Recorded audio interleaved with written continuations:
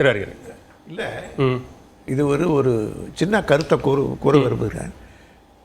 இப்போது supreme court bar association அங்கே பங்களாதேஷில் அவர் கொக்கோன்னு இருக்கார் பிரசிடெண்ட்டு. அவர் பிஎன்பிக்காரர். அவர் இன்றைக்கி ஸ்டேட்மெண்ட் கொடுத்துருக்காரு. இப்போ பங்களாதேஷ் பேப்பரில் வந்திருக்குது ஜஸ்ட் நவ். என்னன்னா, ஷேக் ஹசீனாவை கேஸ் போடணும் அவங்க மேலே, அந்த கரப்ஷன் கேஸெல்லாம். அந்த டைமில் இந்தியா அவங்கள திரும்ப அனுப்பணும் அப்படின்னு. இது ஒரு முதல் சிக்னல் அப்படின்னு கருதுறேன் நான். இது அதனால் இது இடைக்காலமாக தான் வைக்கணும் நம்ம. அது இல்லைன்னா இது பின்னால் இது அந்த அரசியல் காரணங்களுக்காக அந்த உறவுகள் நம்ம பாதிக்கக்கூடாது பங்களாதேஷோட இவங்கள காரணம் காட்டி.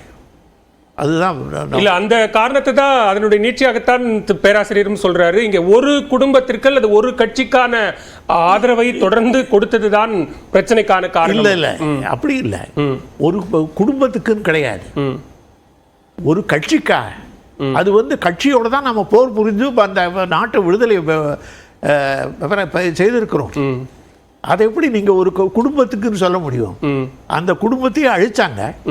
அவங்களுக்கு அடைக்கலம் கொடுத்தது அந்த 74ன்னு நினைக்கிறேன்.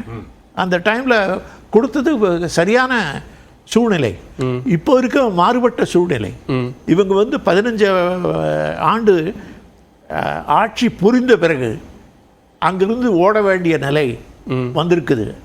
அது பல்வேறு அரசியல் காரணங்களுக்காக. அதோட இதை கன்ஃபியூஸ் பண்ணக்கூடாது. ஓகே, அது முஜிப் அழிப்பு, கொலை ஒரு பெரிய தாக்கத்தை ஏற்படுத்தியது அந்த நேரத்தில். இது அந்த மாதிரி இல்லை. இது ஒரு அரசியல் காரணங்களுக்காக வெளியேற்றப்பட்டிருக்கு. ஓகே, பாலச்சந்திரன் குறுக்கிட விரும்புகிறாங்க. பாலச்சந்திரன். ஆமாம், அதாவது இது ஒரு குடும்பத்துக்கு கொடுக்கப்பட்ட ஆதரவு இல்லை. அந்த குடும்பத்துடைய கட்சி நம்முடைய கொள்கையோட சார்ந்து இருந்தாங்க. பெருமளவு இந்தியாவுடைய நண்பர்களா இருக்கணும்னு சொல்லி அவங்க இருந்தாங்க. நம்ம we took care of our interest. இன்னைக்கு நம்ம என்ன சொல்ல போறோம்? இப்ப இவங்க நல்ல குறிப்பா சொன்னாரு ஸ்ரீராம், இந்த மாதிரி ஒரு பிரச்சனையை கலப்புறாங்கன்னு. இப்ப பாகிஸ்தான்ல இன்டர்னல் ப்ராப்ளம் எப்ப வந்தாலும் காஷ்மீர் பிரச்சனையை கலப்புவாங்க டைவர்ஷனுக்காக. அது மாதிரி இவங்களும் டைவர்ஷனுக்காக நிறைய இந்தியா மேல பிரச்சனையை கலப்புறதுக்கு முன்னாடி இவங்க ஹசீனா இன்னொரு நாட்டுக்கு போயிடுறதா நல்லது. ஓகே.